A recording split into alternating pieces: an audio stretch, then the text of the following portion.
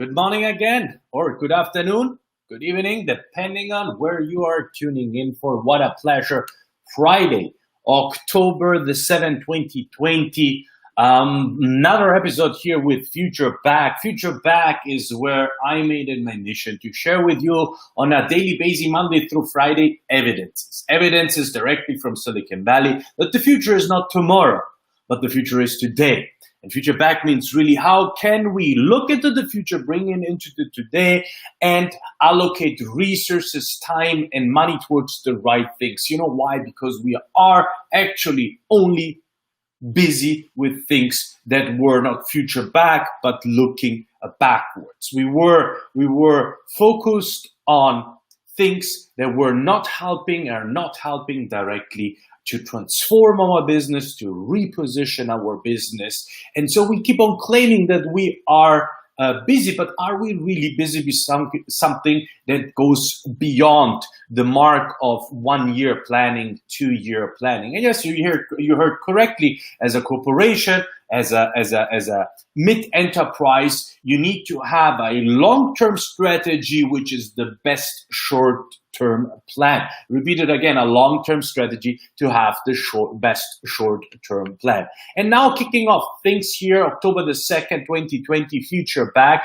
with a couple of highlights that might definitely already change entire industries, right? And we kick off things here with Google is paying publishers more than $1 billion over the next 3 years to create and curate high-quality journalism for a new set of features called Google News Showcase.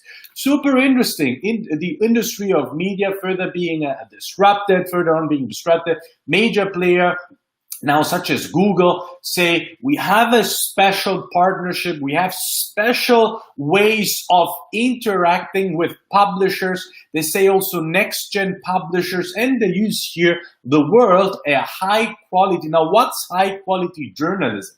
High quality journalism is something that might be curated. High quality might be something that is very verticalized, right? This is Google's biggest ever financial commitment to the news industry. In 2018, it pledged $300 million to efforts supporting the news industry. This announcement builds on the effort and its existing news licensing program, where it pays select publishers to feature their stories in Google News and Search. Now, good news, the Google News Showcase is launching first Germany and Brazil, and includes a set of features that Google hopes will help guide readers to get high quality. Very interesting. This is definitely game-changing.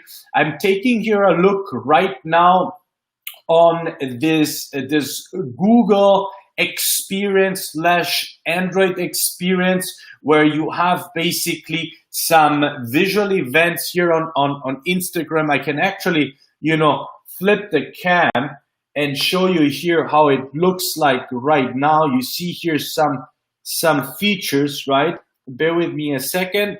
3, 2, 1. Let me see here actually if I can do the same. Yeah, I might be able to do the same here. Share screen. Let me share here actually screen and go to what I'm looking at right now. Boop. Okay, so you see here that how basically the news might be consumed. The interesting thing is who is producing. So who is going to make this quality? Who is going to make those quality content? Right. I believe that a lot of private parties / segmented industry-specific poultry capital management backed blank check company. So we see here that we don't have only traditional investment models, but more and more new models coming up. I read already last week the aspect models, and here a blank check company. So the deal value. Deal values the San Francisco-based company at about $1.6 billion, slightly more than $1.1 billion valuation achieved after a founding round in 2019, beginning of 2019. This is according here to Pitch Book. And we have HIM's current management and shareholders include Founders Fund, Forerunner Ventures, IVP, Redpoint Ventures, Thrive Capital, McKenzie Ventures, and the Canadian Pension Investment Board. And they plan to roll almost all of their equity into the new company. The transaction is expected to provide the combined company with $280 million in cash through a $205 million contribution from Oaktree acquisition and a private placement of $75 million with Franklin Templeton. So that's very interesting here. So industry of healthcare. So first of all, you definitely, for those who haven't heard of HIMS is, you find them under the domain www.forhims.com, a telehealth company that is focused on very specific challenges, and had started, I had already done here a keynote for HIMS for Men's, right? Focusing on providing subscription models where you have an online communication when you go on the website that is very privacy oriented, because the topics that they consider here, you see skincare for him, anxiety and depression, you see erectile dysfunction. So these are topics, hair loss. So these are topics where privacy is a huge topic, right? Sexual topics, right? Or challenges, skin challenges, right? And so on. So segmentation in healthcare, privacy, offering a different way of engaging with your target audience is again, the way to bring innovation to market, because this increases the probability of you getting momentum and traction. Very interesting healthcare industry, not to disconsider what HIMS is doing right now. Now, I'm confident that this news now here, switching gears from the media industry into healthcare, now into something where we always think, we have enough of social media or social apps or social networks, right? And in May or April, we had an announcement of, not confident if you have heard of it already, and if not, more than happy to bring you first time news. There is a new app here in Silicon Valley coming on the market, a social app, a social media app, right now in closed beta, invitation only, which I found always very compelling as a strategy, which I describe also here in my book. How do you create scarcity? Don't offer products to everybody, right? But create a scarcity and don't make it available to everybody. Definitely not a technology challenge. We don't have bottlenecks no more, right? But you want to have closed groups. So anyhow, the app is called Clubhouse. Clubhouse. Have you heard of Clubhouse? You will find them under the URL joinclubhouse.com. Joinclubhouse.com. There you won't be able to do anything except basically saying, hey, I want to get in line and get either an invitation. But interesting enough, the reason why I chose them, there was an article today that they were saying that there were some racism or some anti-Semitic meltdown over in the app, right? So that's the reason why they got some headlines again, and that brought up basically some more rumors, some more attention to the app. Here Sarah Mauskopf is saying there is a room on Clubhouse right now that is literally just a bunch of people talking why it's okay to hate Jews, so I'm done with that app for a while. Question mark, I don't know, I'm still not on the app.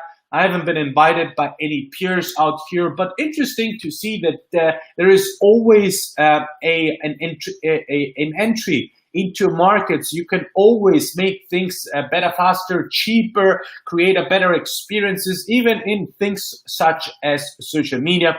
I'm definitely curious, who is not, right, to check out what this app is about.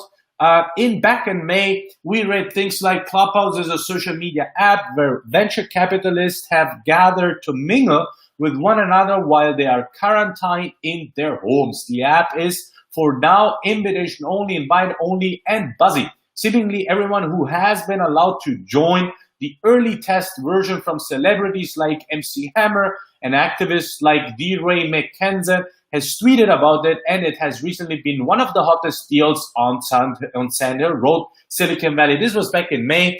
Last week, Mr. Anderson from Andreessen Anderson venture firm Andreessen won the deal to invest in Clubhouse. So Andreessen Horowitz agreed to put $10 million plus pay $2 million to buy shares from Clubhouse existing shareholders, said a person with knowledge of the funding.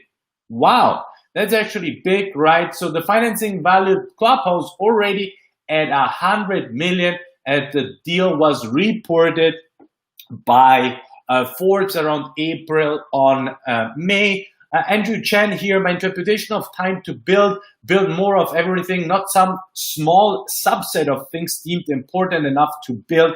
Yes, the housing, infra, bio, rockets, clean tech, flying cars, and also, yes, the new gaming, social apps, fitness, and more. This was back in May, a tweet that he had, Andrew Chen, regarding Clubhouse. Check it out. I think it's definitely worth taking a look at because the future back perspective means being open, don't judge before you don't see, because there is always room for innovation. And let me see here. My last news today on Friday, October the 2nd, 2020, Future Back, where I made it my vision with these episodes to bring you roughly 10-15 minutes every day of some highlights, and with that, creating more sensibility and saying, hey guys, we need to focus today, allocate resources and time on transforming ourselves.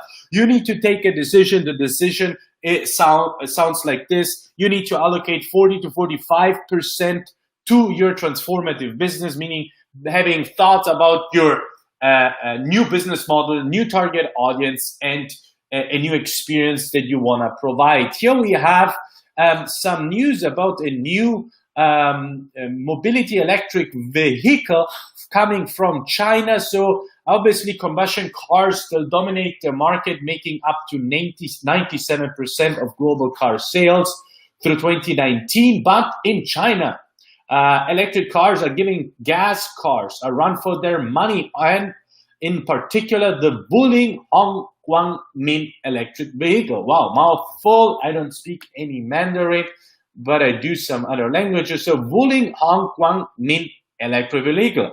Launched in late July, the Hongguang generated over 15,000 orders within 20 days of its release, and racked up another 35,000 in the subsequent month. So we're looking at 50,000 orders, okay, in under 2 months. Then it briskly surpassed Chinese order in Tesla for Model 3 in the same period. So why are Chinese drivers so eager to drop their hard-earned cash on this tiny car? Well, for starters, it's not all that much cash. Relatively speaking, the no-frills model of the Hongguang goes for 28.8K. Yuan, meaning in dollars, it's roughly 4,200, so 4,200 at the current exchange rate. That's less than 1/10 of the cost of a Tesla model. Wow. So you can buy now this electric vehicle, which looks pretty tiny, right? I'll flip here the screen around. Look, very small car, right? It speeds up to 62 miles per hour, which is roughly 100 kilometers, right? Electric vehicle cars definitely booming in China, okay? And 4,200, not that bad, and competing with all the major players. Here on the market. So you see the mobility industry not only electrified, connected, and smart cars, but you see also the next impact is industry. The industry or the markets are now moving in electric cars toward the demand coming from China. So this will be a big challenge for many mobility players, tier 1, tier 2 players, because the regulations, the market structure, the ecosystem works differently in China. Getting acceptance in China, not that easy. We have seen some big OEM players and brand trying to get into China, and a couple of years later getting out of China. So you see here that the race, regardless if it's mobility, healthcare, AI investments in China, is really doing big. And with that, I would like to thank you for tuning in today again, regardless if you're watching this live or you're watching this on demand. Again, I made it my vision to create daily impulses, because only if we have daily impulses, we are changing our mindset, right? We always talk mindset change, but what is a mindset change? What do you need for a mindset change? You need a habit. And in order to create new habits, you need new impulses and new behavior. That's the reason why in 10, 15 minutes every single day, I'll create for you here for directly, or curate directly from Silicon Valley here, some highlights that are relevant, that are eye-opening. Say the future is not out there, the future is here. We need to allocate 40 to 50% to 45%, that's what I say in my upcoming book, into transformative business, meaning taking care of new products, new business model for a new target audience. I repeat again, new products. What's a new product for a new target audience with a new business model? And for that, you need to allocate 45%. Innovation is not about having ideas. We live here in Silicon Valley. Ideas are here, something very common. Innovation is about taking the decision on where you allocate your resources, money, time, and at the end of the day, people, on driving what kind of business. Saying you are busy doesn't really help you. It's just a playing safe strategy, a defense strategy, and being just preoccupied and busy with what we are doing already. And doing more of what we are doing already does not lead us into the future. This is not Tommaso saying, but you have a lot of statistics. With that, again, thank you so much. Enjoy your weekend. I'll see you next Monday. Thank you for tuning in. Ciao, arrivederci, bye. See you next time. Tschüss, wir sehen uns das nächste Mal. À la prochaine, merci, and hasta la próxima. Ciao.